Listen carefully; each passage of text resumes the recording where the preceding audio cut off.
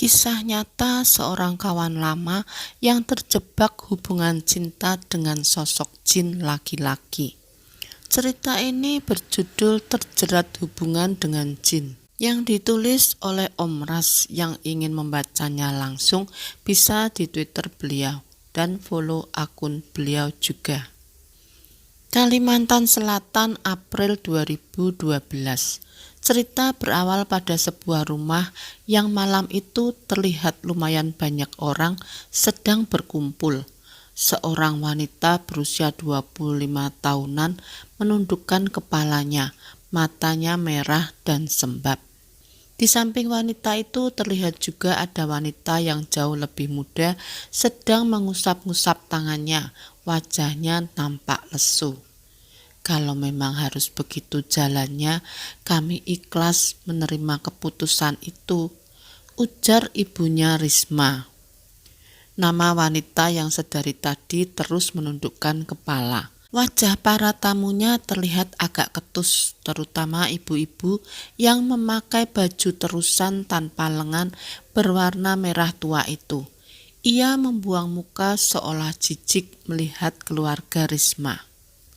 Sejak awal saya dan suami memang sudah tidak menyetujui hubungan mereka, dan kami sangat bersyukur saat anak kami mau membatalkan pernikahan itu, ujar ibu-ibu tersebut dengan angkuhnya, tanpa menyadari bahwa perkataannya bagaikan pisau yang mencabik-cabik hati keluarga Risma. Setelah berkata seperti itu, mereka keluar dari rumah Risma tanpa pamit. Malu, takut, berbagai macam perasaan bercampur aduk di dalam dada Risma. Risma, ujar suara pamannya bergetar.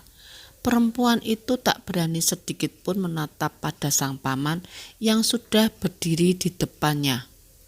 Lihat aku, Risma, bentak paman. Sudahlah Tujul, tidak ada gunanya kau memarahi atau bahkan membunuhnya sekalipun. Aku sudah ikhlas dengan semuanya, ujar ibu Risma. Tapi kak, andai anak ini dulu mau mendengarkanku untuk tidak berhubungan dengan laki-laki tak berguna itu, pasti sekarang keadaannya tidak akan seperti ini. Undangan sudah disebar, hari H pernikahan sudah ditentukan, tapi mereka dengan mudahnya memutuskan secara sepihak. Harga diri kita sudah diinjak-injak, Kak. Biarlah yang sudah terjadi, tidak bisa kita merubahnya. Ini sudah jalan yang ditakdirkan Allah. Mendengar ucapan dari ibunya Risma, lelaki itu berbalik dan berjalan ke arah pintu rumah. Suasana mendadak sunyi setelah kepergian sang paman. Hanya suara napas ketiganya yang terdengar jelas saat itu. Sudah hampir tengah malam, kalian tidur keh? Suara ibunya pada kedua kakak beradik tersebut. Risma menatap ibunya. Mah, saya minta maaf, Mah. Saya sudah mempermalukan keluarga. Ibunya hanya menghela napas panjang. Melihat ibunya yang tak menjawab, gadis berusia 19 tahun itu langsung menarik tangan sang kakak, membawanya masuk ke dalam kamar. Biarkan mama tenang dulu kak, kakak juga istirahat, jangan banyak-banyak pikiran. Pagi-pagi sekali aroma wangi nasi goreng yang sangat menggoda tercium dari arah dapur, membangunkan kedua kakak beradik itu.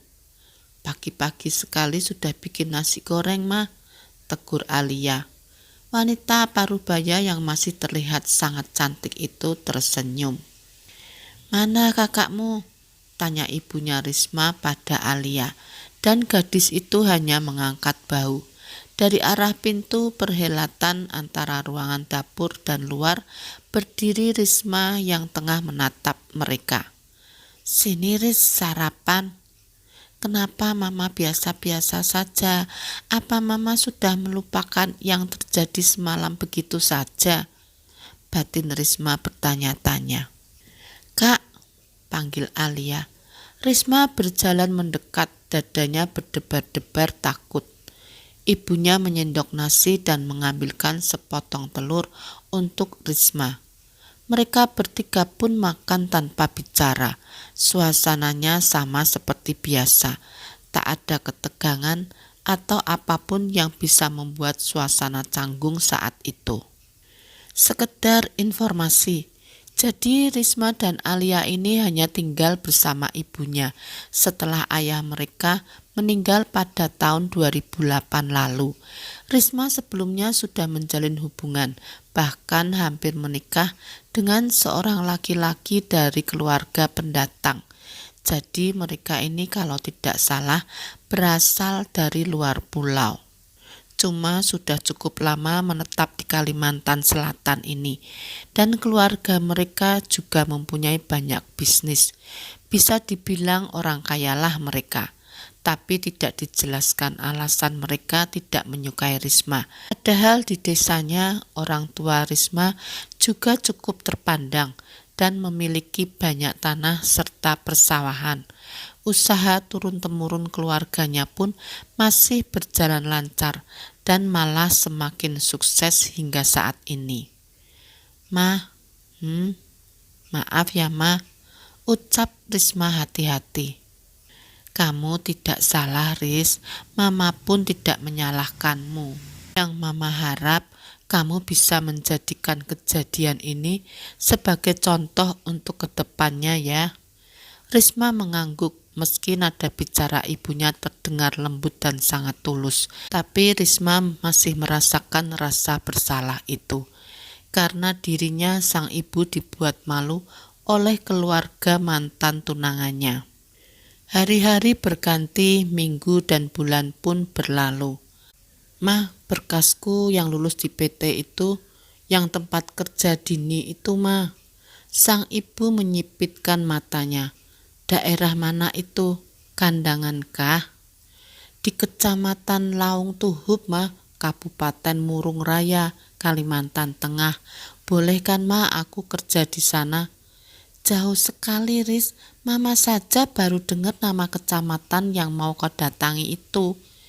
Itu karena Mama mainnya kurang jauh, yang Mama tahu cuma seputaran Palangkaraya saja.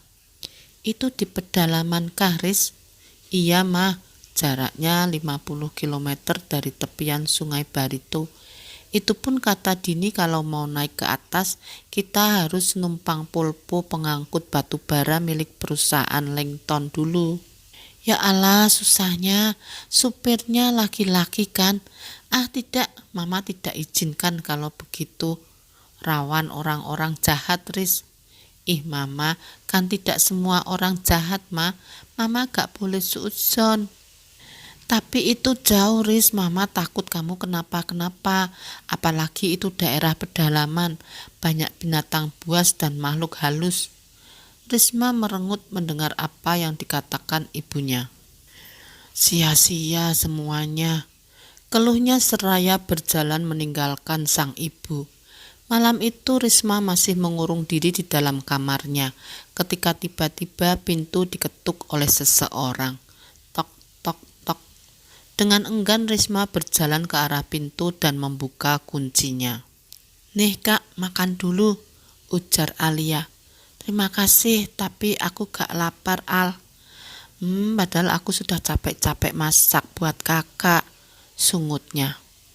Melihat bibir adiknya yang nampak muncung, Risma segera mencubitnya pelan dan lalu mengambil nampan yang berisi sepiring nasi serta segelas teh. Iya, ini aku makan masakanmu. Alia pun tersenyum. Kak, nanti kalau sudah gajian, beliin aku baju baru ya. Gajian apanya? Aku izin mau kerja aja gak diizinin Mama. Masa? Tapi tadi setelah aku bujuk, Mama mau kok izinin kakak pergi. Tapi dengan syarat. Syaratnya kamu harus selalu mengabari Mama. Dan hati-hati, jangan macam-macam di sana. Akrab apapun kamu berteman, tapi tetap harus tahu batasanmu dengan lawan jenis. Saut sang ibu yang sudah berdiri di depan pintu kamar. Senyum di wajah Risma mengembang. Ia segera berlari dan memeluk erat ibunya. Padahal tadi aku loh yang membujuk mama buat izinin kakak, ujar Alia cemberut. Risma melepaskan pelukan pada sang ibu dan beralih memeluk erat adik kesayangannya itu. Muah, muah. Sayang adikku, ujarnya sambil terus menyiumi sang adik. Hari yang telah ditentukan pun tiba. Risma berangkat bersama dengan Dini menaiki travel. Kamu kok tegang, Ris? Tanya Dini. Risma tersenyum. Memang harus ikut medical check up ya, Din. Aku takut. Kamu punya penyakit kah? Tidak, bukan itu. Aku sehat. Cuma aku takut jarum suntik. Apalagi katamu darah kita juga diambil kan? Iya, tapi cuma sedikit. Nggak semua darah di dalam badanmu yang diambil, Riz. Risma tertawa kecil mendengar perkataan Dini. Tapi kamu nanti ikut kan? Aku cuma menemani kamu aja, Riz. Aku gak ikut medikal lagi. Risma mengangguk. Ya setidaknya dia ada teman. Setelah perjalanan panjang yang melelahkan, mereka akhirnya bisa beristirahat di salah satu penginapan yang berada di Muara Teweh. Nih minum untuk jaga-jaga, ujar Dini seraya memberikan 4 kaleng susu beruang. Semuanya, Din. Besok nanti sekaleng sebelum berangkat check up. Meski tidak tahu maksudnya meminum susu beruang itu apa, tapi Risma tidak membantah. Ia membayar susu tersebut dan makanan yang sudah mereka pesan tadi pada ibu-ibu pemilik warung. Singkat cerita, setelah selesai check up dan membawa hasilnya, Risma bersama Dini langsung melanjutkan perjalanan menuju ke tempat tujuan utama mereka. Mereka menaiki mesin motor, sarana transportasi air yang digunakan orang-orang di sana, dengan tarif yang jauh lebih murah dibandingkan speedboat selama 6-7 jam perjalanan. Sekitar pukul 3 sore mereka sampai di Lokpon Belangi atau pelabuhan perusahaan. Mereka naik lagi berjalan kaki menuju ke atas sekitar beberapa menit untuk sampai di area yang biasanya digunakan orang-orang menunggu tumpangan. Dan tidak lama mereka menunggu, Polpo yang bisa untuk ditumpangi pun tiba. Itu pun mereka berebut naik dengan orang-orang lain yang baru pulang dari pasar Muara Laung. Tapi beruntungnya karena wajah kedua perempuan itu cantik, akhirnya merekalah yang didahulukan oleh sopir Polpo untuk dibawa dengan alasan, "Pian nanti ya Om, tunggu teman saya yang di belakang itu, soalnya saya kasihan sama kedua adik ini karena tujuan mereka ke Kawi sana." Jarak tujuan Dini dan Risma memang sangat jauh dari tujuan orang-orang tersebut. Yang paling jauh jaraknya hanya sampai di Batu Bua. "Terima kasih ya Kak," ujar Dini tersenyum pada sopir Polpo tersebut. "Weh lah, main bit bawi lah," ujar suara dari radio membuat Risma yang tak paham sama sekali dengan bahasa daerah itu hanya menatap dengan raut wajah bingung. "Wih, membawa perempuan ya." Suara klakson tak henti-hentinya dibunyikan oleh sopir Polpo lain ketika berpapasan dengan mereka. "Cantik-cantik perempuannya, bisakah minta nomor HP-nya?" goda sopir-sopir lain melalui radio.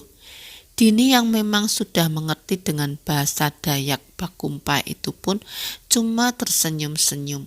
"Artinya apa sih, Din? Kok perasaanku gak nyaman ya?" bisik Risma.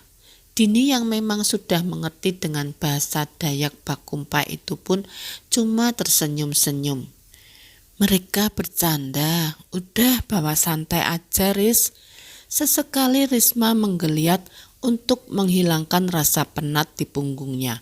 Sementara Dini asik mengobrol bersama supir itu, dan saat sampai di Kawi, mereka diturunkan di depan jejeran rumah makan. Saat turun, Risma melihat Dini dicium dan diberikan uang oleh si sopir Polpo tersebut yang membuat Risma mengerutkan alisnya. "Siapa dia, Din? Pacarmu?" "Bukan."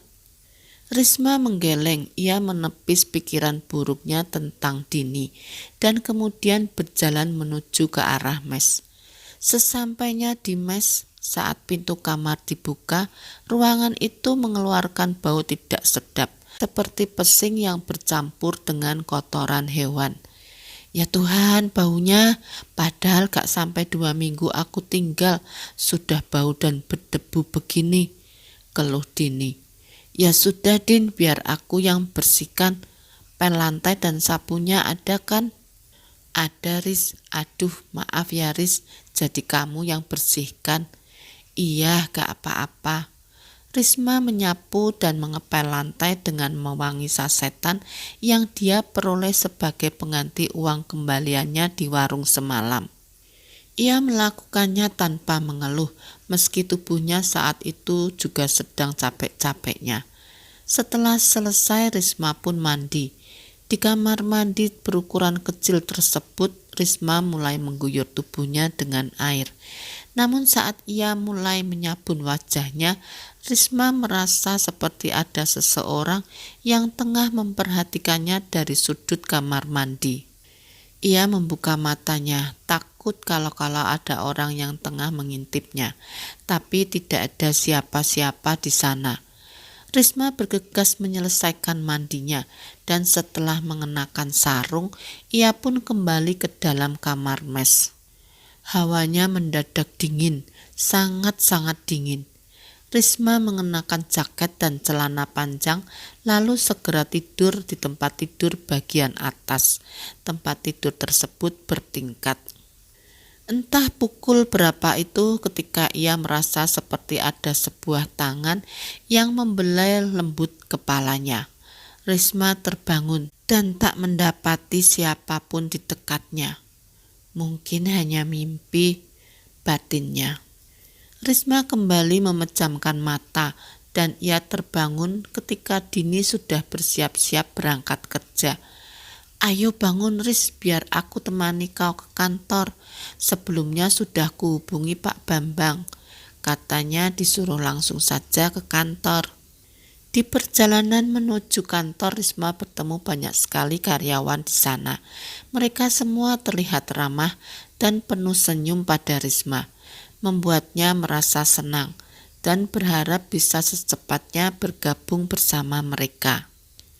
"Aku pasti bekerja di sini kan, Din?" "Iya, kamu tenang saja." "Makasih ya, Din." "Iya, tapi ingat-ingat kesepakatan kita ya, Riz." Hehehe. Risma mengangguk. Ia ingat tentang perjanjian mereka. Jika Risma bekerja di situ, maka selama 3 bulan, setengah gajinya harus diberikan kepada Dini sebagai uang tanda terima kasih Risma. Dan Risma tak mengapa akan syarat itu. Sebetulnya kalau tentang uang, walau ia tak bekerja pun, Risma akan tetap punya uang. Hanya saja pengalamannya yang Risma inginkan. Makanya ia langsung menyanggupi syarat dari Dini agar bisa bekerja di daerah itu. Singkat cerita, keluar dari kantor, wajah Risma nampak sumringah. Ia bahkan tak bisa mengontrol bibirnya yang terus saja tersenyum itu. "Kapan mulai kerja?" tanya Dini menghampiri. "Besok aku disuruh ke kantor lagi buat tanda tangan kontrak. Aku yakin kamu sudah tahu, Din." "Makasih banyak ya, Din." Dini tersenyum. Ingat perjanjiannya ya?" "Iya, aku ingat kok." Ceritanya bersambung ke part 2. Terima kasih yang sudah menonton video ini. Mohon maaf bila ada salah kata. Yang belum subscribe, mohon subscribe, like, dan komen agar channel aku terus berkembang.